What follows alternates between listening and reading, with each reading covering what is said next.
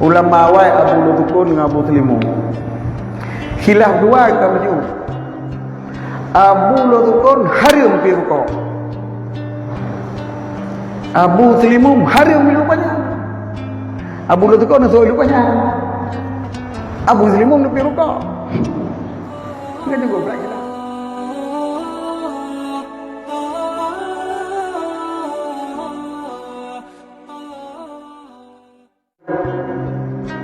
Yang ulama awal yang berkata tapi nak pikiran-pikiran jenuh yang lain nama dulu kita jenuh. Ulama awal Abu Lutukun dengan Abu Telimu. Khilaf dua kita maju. Abu Lutukun haram pi rukuk. Abu Telimu haram pi rupanya. Abu Lutukun so rupanya. Abu Telimu pi rukuk.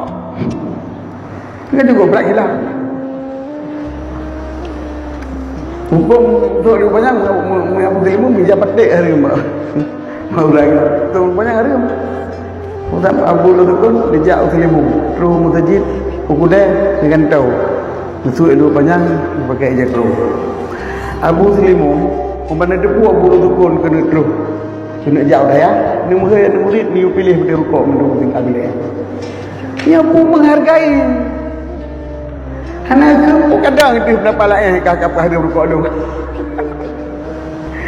Hana ke mendawa ulama awal tu, beda pendapat. Maka ada murid lagi mana?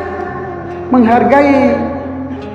Banyak mahadun ada puasa ini kita dapat tahu dengan review rukuk pada lah jembat. Anjing kan harus menghargai. Yang keempat yang orang kafe.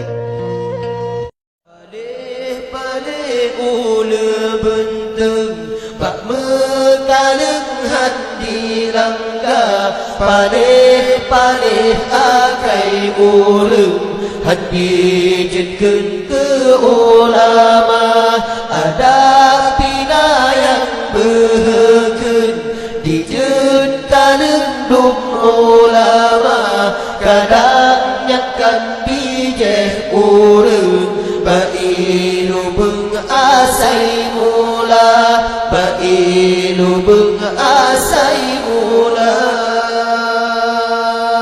tengah bang lon peringat pelehen tangan ulama ke ulama nejet upan ba'ala